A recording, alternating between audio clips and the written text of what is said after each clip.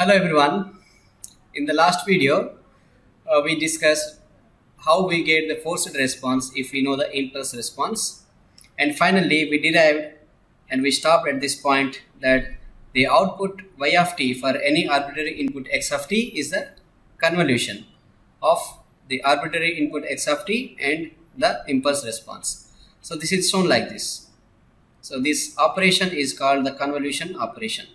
Now we will focus on what is the convolution and the properties of convolution in the next slide. So the convolution of any two signals can be written as, for suppose if I have two signals x1 of t and another signal is x2 of t, this star symbol represents the convolution operation between x1 of t and x2 of t. And this can be written as minus infinity to infinity x1 of tau x2 of t minus tau d tau. So here this integration is carried out with respect to this tau and this t is treated as a constant. This can also be written like this. So this is minus infinity to infinity some x1 of p and x2 of t minus p dp. Okay. So no matter what the parameter you are taking and you are doing the integration with respect to, and the resultant of this one and this one is same. Now let us see one by one the properties of convolution. And the first property is now commutation property.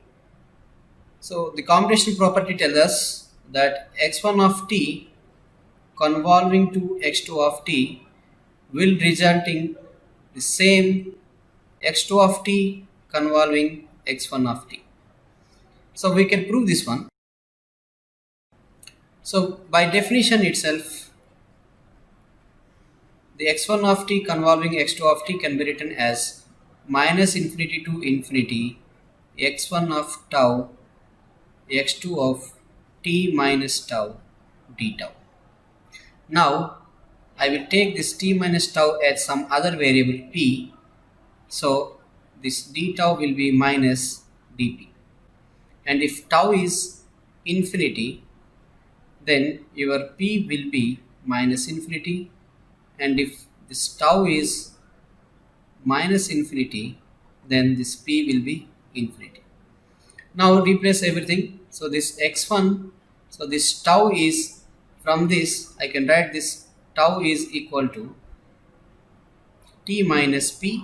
So this is t minus p, and this x2 of this t minus tau can be written as p, and this d tau is minus dp.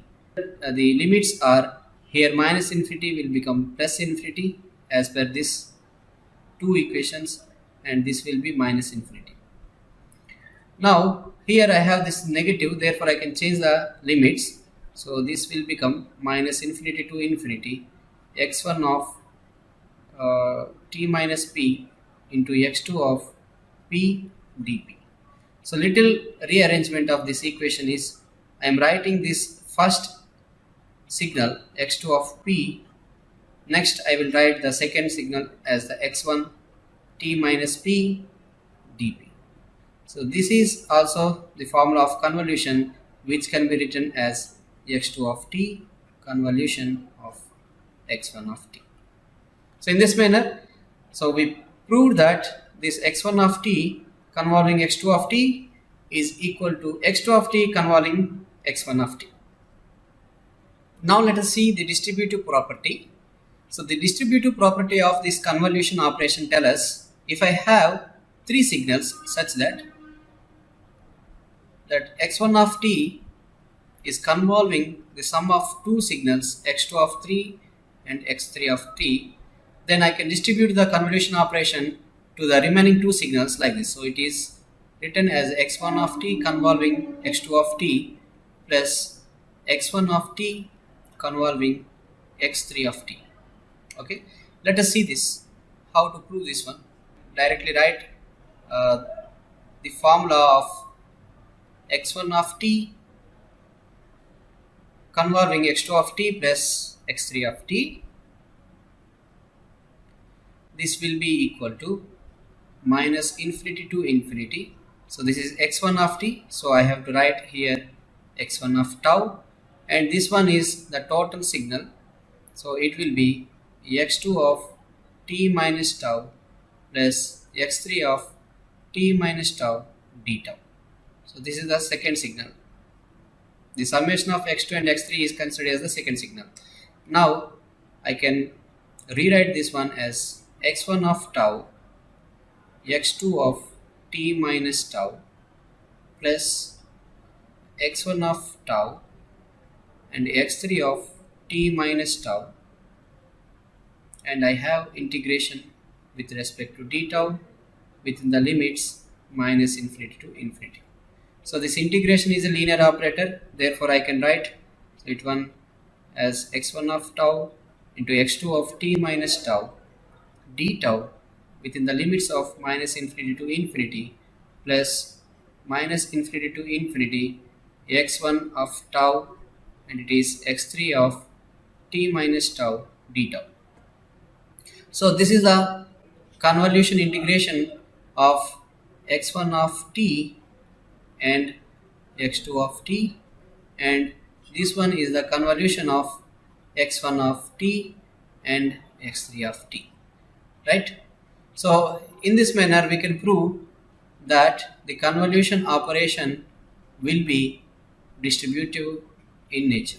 Okay, I hope you understand. So now let us move on to the next property. Let us see the associative property. If we have three signals such that x1 of t, x2 of t, x3 of t. So first I will make the convolution in between x2 and x3. Okay, so this one is done first, and then I will get the convolution of the resultant of the first operation with x1 of t. This will be equal to x1 of t convolving x2 of t. So this is done first, then the resultant is convoluted with x3 of t. So the both results into the same output. Okay, so this is the associative property. Now let us see the shifting property of your convolution integral. So for suppose we have x1 of t convolving to x2 of t, and it gives some output c of t. So this is the resultant signal of the convolution of x1 of t and x2 of t. Now if I make x1 of t by delay t1 seconds and x2 by t2 seconds, then the resultant will be delayed by sum of t1 and t2 seconds. Okay, let us prove this one. So this property is very much important. We will use it again and again in upcoming videos. Okay, we directly take this one, x1 of t minus t1 and x2 of t minus t2.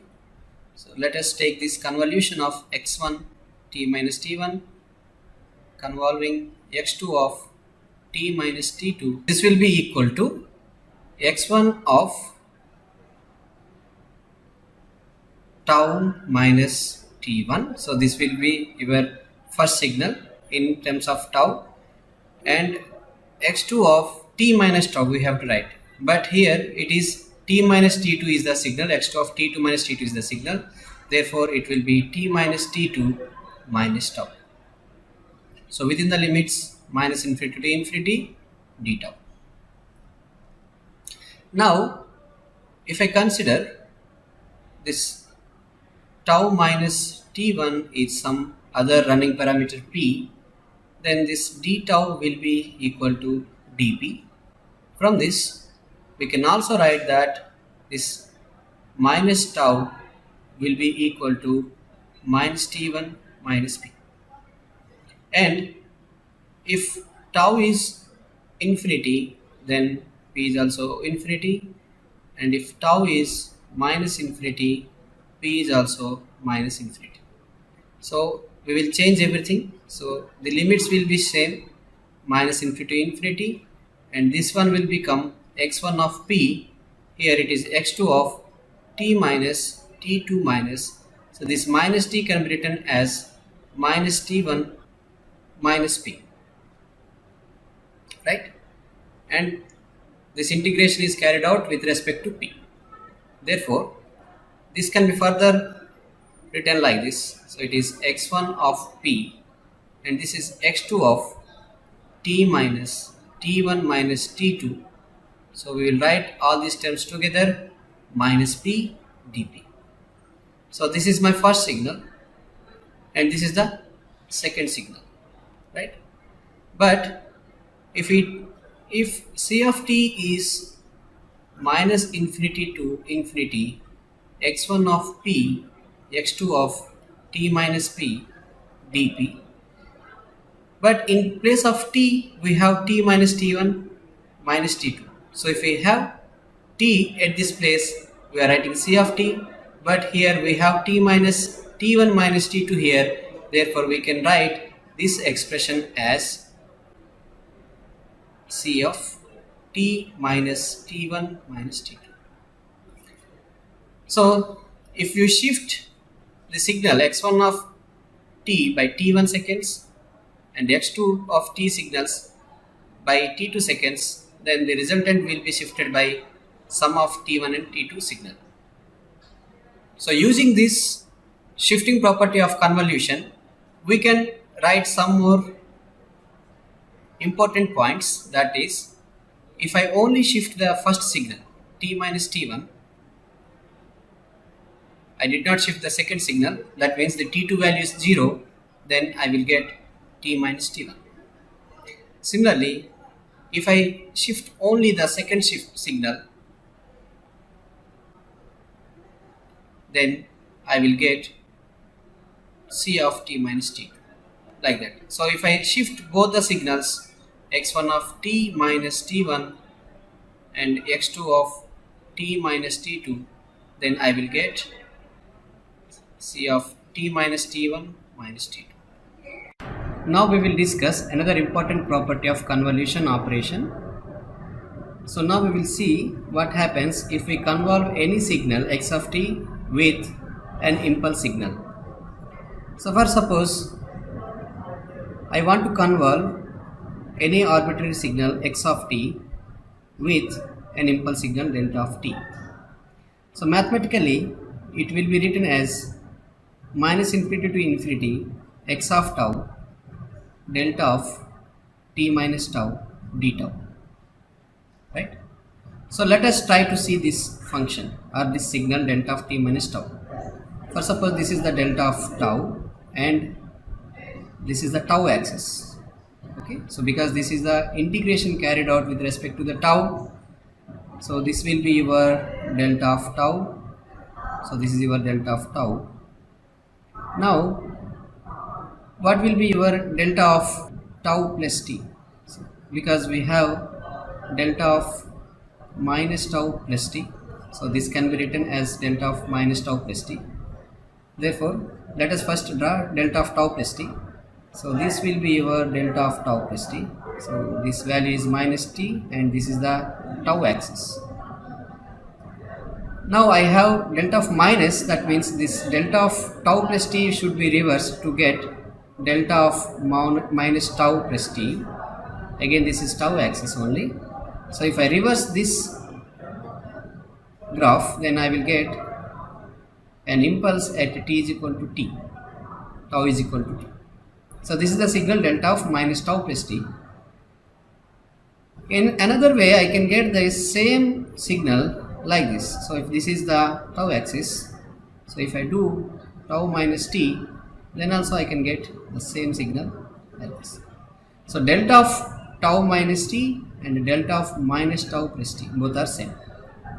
So I can rewrite this by minus infinity to infinity x of tau delta of tau minus t d tau. It resembles some property of impulse signal. We have already seen that the sampling property. So as per the sampling property of impulse signal, so we can write that minus infinity to infinity x of p delta of p p minus p naught dp will be equal to x of p naught. Okay, to avoid the confusion between t and tau, I am writing the sampling property considering the signal is dependent of variable p here, right? So if you compare this equation and this equation, this one will be equal to x of t. Okay, so this is the result of convolution of any signal with impulse signal. So concluding, so if we convolve any signal with impulse signal, then the resultant will be the same signal. Okay, for suppose if you have a system, LTI system, which has the impulse response as delta of t, then if you give a signal x of t, then again you will get the same signal x of t. So here the input and output is same. So to get the same signal as your output, then the impulse response of the system must be equal to an impulse signal. And we proved that the time shifting property of any signal, suppose x1 of t minus t1 and x2 of t minus t2 will be equal to c of t minus t1 minus t2. So this is the time shifting property. For suppose if I shift the second signal only, x2 of t minus t2, then the output will be c of t minus t2, right? And we also just derived that if x of t is convolving with delta of t, then the result is x of t. So this is the output, right? Now if I shift this signal delta of t, I shifted somewhere t naught. Okay, then the resultant will be also the same signal, but it will be shifted by t naught seconds. So let us see graphically what does it mean. So this is my signal x of t. Okay, so let this is 1 and this is 0 and this is 2. If I convolve this signal with an impulse signal like this delta of t, so this will be resulting into x of t only. So this is same to your input signal. So this will be 1, 0 and 2. For suppose the height of the triangle is 1 or 2, then if this is an impulse of 1 unit, then it will be 1 into 2, it is 2. For suppose the same signal x of t is convolved with an impulse signal delta of t minus 3. So here an impulse is present when t is equal to 3, then again the output will be same to that of x of t, but it will be shifted. Where it will be shifted? Where this impulse is present. So this impulse is present at 3, therefore this will be shifted to 3 time t is equal to 3. So this will be 3 and this will be 5. There is no change in the magnitude. So this will be same. Again 2. Because we have taken this one is 1. Right? For suppose if I have a train of impulses like this. So 1 at minus 2, another one at 0, another one at 2.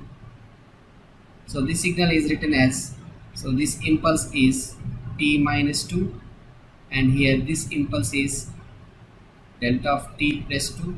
For suppose I have another impulse here and this one will be delta of t.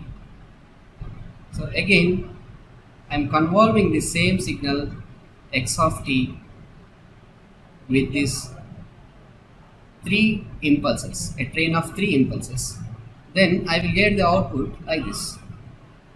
So let this is the time axis. So all are the time axes.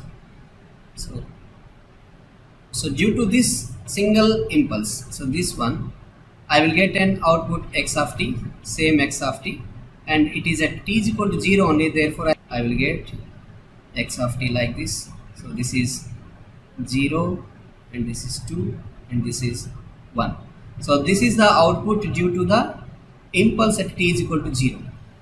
Now the result of convolution x of t and this signal, this single impulse, is again the same signal, but it will be shifted to 2, right? So now this will become 3, therefore I will get this is 4, right? Similarly, the output due to this impulse convolving this x of t is again the same signal x of t, but it will be shifted to t is equal to minus 2. Therefore, it will be at minus 1. This is minus 2. So this is the output of convolution of this x of t and these 3 impulses. So if I have infinite number of impulses like this, then I will get infinite number of triangles side by side like this. Okay. So this is the basic discussion for sampling and aliasing phenomena. I hope you understand how this convolution of impulse signal gives the same signal. Okay. Now let us see the next property. First, suppose if we have two signals convolved like this and the resultant is c of t, then if I differentiate this signal m times and I differentiate this x2 of t by n times, then the output will be differentiated m plus n times, right? Now let us see the seventh property. First, suppose the area of x1 of t signal is a1 and area of x2 of t signal is a2, and if x1 of t convolving x2 of t giving an output c of t, then the area of c of t will be equal to multiplication of areas a1 and a2. Okay, so this is another property and I will not go into prove this one, so it can be proved by yourself, it is very easy. So these are the some of the most important properties of convolution. I hope you understand. Thank you for watching.